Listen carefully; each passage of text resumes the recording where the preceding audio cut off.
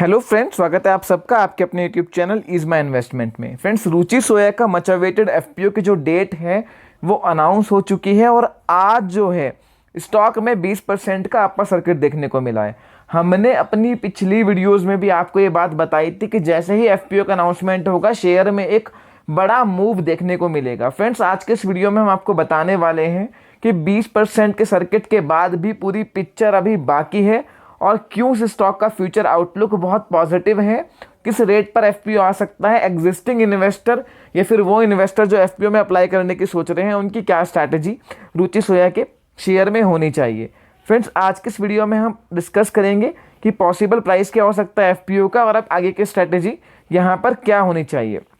Friends, Friday को ये news आ गई थी कि जो है पतंजलि आयुर्वेदा ने ये अनाउंस कर दिया था कि 24 मार्च को जो है मच अवेटेड रुचि सोया का एफपीओ आएगा और 4300 करोड़ के आसपास की कैपिटल को ये रेज करेंगे। पहले से ही जो है इनके प्रमोटर ये बात कहते आए हैं कि जो एफपीओ की प्रोसीड्स आएगी उससे कंपनी का जो प्राइम फोकस होगा वो डेट के रिपेमेंट में होगा, क्योंकि जब ये कंपनी पतंजलि ने एनसीएलटी में टेक ओवर की थी, खरीदी थी, तब वहाँ पर एक बड़ी डेट इन्होंने ली थी और ये कह रहे थे कि जैसे ही इक्विटी को डाइल्यूट करेंगे उस डेट को ये रिपेमेंट वहाँ पर कर सकते हैं। तो आने वाले टाइम में डेट का रिपेमेंट भी हो सकता है और बाकी कैपिटल को वर्किंग कैपिटल रिक्वायरमेंट के लिए यूज़ करेंगे। फ्रेंड्स, हम आपको ये बात बताने वाले हैं कि रुचि सोया का स्टॉक जो पिछले 1 साल से एक रेंज में ट्रेड कर रहा है, वहाँ पर इस एफपीओ के बाद क्या चेंजेस आने वाले हैं।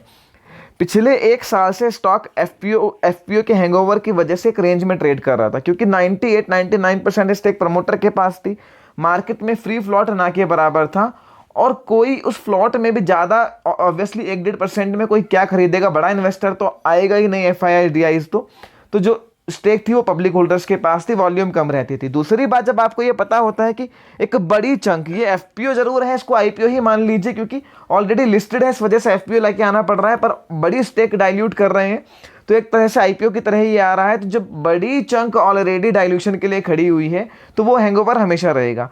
कंपनी ने पिछले 4-5 क्वार्टर में अच्छे रिजल्ट्स दिए हैं, काफ़ी बारीकी से मैंने इस कंपनी के रिजल्ट्स को देखा है, हर सेगमेंट में इंप्रूवमेंट देखने को मिला है और हाई मार्जिन बिजनेस में कमोडिटी तो इनका जो है 80-85% रेवेन्यू वहाँ से आता है, पर जो और सेगमेंट हैं, न्यूट्रास्यूटिकल का सेगमेंट हो गया, इसके अलावा जो हार्डकोर एफएमसीजी प्रोडक्ट्स हैं, बिस्किट्स, ब्रेकफास्ट, सीरियल्स वाला जो इनका बिजनेस है, वहाँ पर भी लगातार जो है कंपनी ग्रोथ मोमेंटम दिखा रही है और रेवेन्यू वहाँ से बढ़ रहा है। एफपीओ के बाद में कंपनी एक बड़ी डेट रिपेमेंट कर सकती है, 3500 करोड़ के आसपास की भारी भरकम डेट है बैलेंस शीट पे, ये काफ़ी बड़ी रिपेमेंट यहाँ से आ सकती है और इतना बड़ा जो चंक डाइल्यूट हो रहा है 15% के आसपास का, 4300 करोड़ तक की जो है कैपिटल रेज करने की बात कर रहे हैं। करंट मार्केट कैपिटल आज की क्लोजिंग पे 28,500 करोड़ के आसपास है, वहां से देखें तो 15% के आसपास बैठता है। 15% के आसपास की स्टेक डाइल्यूट कर सकते हैं, 15% तो इनको करनी है as per the SEBI norms. Ultimately इनको 75% पे आना है। जब से ये स्टॉक लिस्ट हुआ है लगभग 2 साल हो चुके हैं, वहां से 36 मंथ्स के अंदर इनको अपनी स्टेक 75% के जो है अंदर लेके आनी है। तो ये जो है 3500 करोड़ के आसपास की जो डेट है उसमें से काफ़ी बड़ा चंक हो सकता है रिपे कर दें।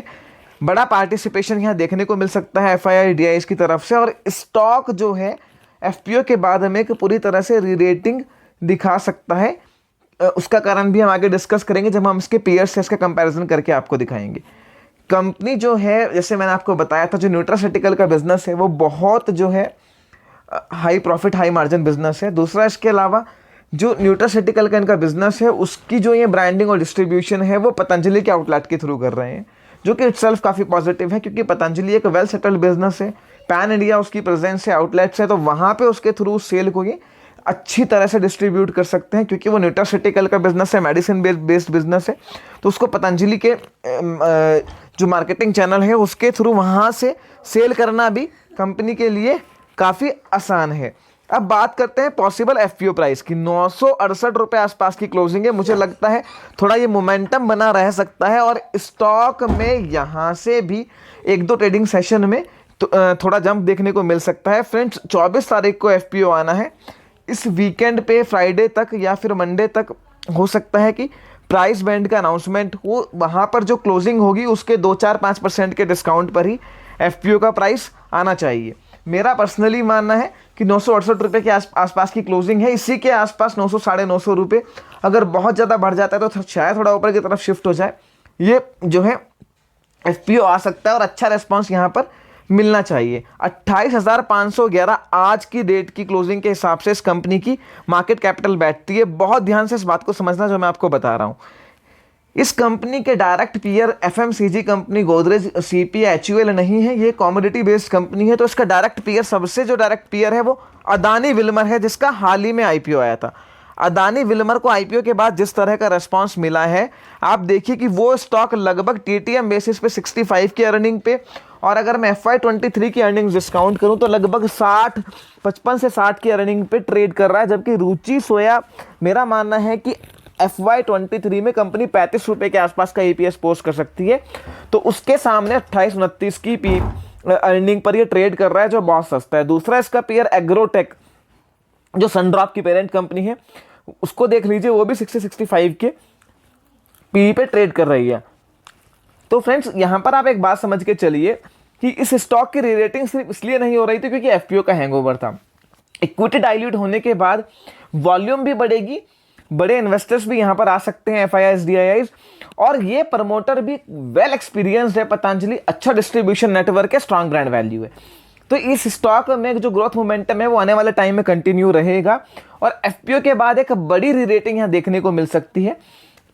तो यहां पर जो है फ्रेंड्स, जिनके पास ये स्टॉक है वो मेरे हिसाब से होल्ड करें, और जो नया लेने की सोच रहे हैं वो एफपीओ में अप्लाई करें, क्योंकि मार्केट प्राइस से थोड़ा डिस्काउंट पर ही एफपीओ आना है, इसमें कोई डाउट नहीं है। तो एफपीओ में एक अच्छा मौका है और सबको अलॉटमेंट मिलेगा, क्योंकि फर्दर पब्लिक ऑफरिंग है, कुछ भी ऐसा नहीं है कि बहुत ओवर सब्सक्राइब हो जाएगा। क्योंकि जनरली एफपीओ का ट्रेंड है, एफपीओ जब खुला रहता है तो उसी जो प्राइस पे एफपीओ आता है उसके आसपास ही शेयर ट्रेड करता है। ऐसा बहुत कम होता है कि शेयर का प्राइस बहुत ज़्यादा हो जाए। तो यहाँ सबको मौका मिलेगा।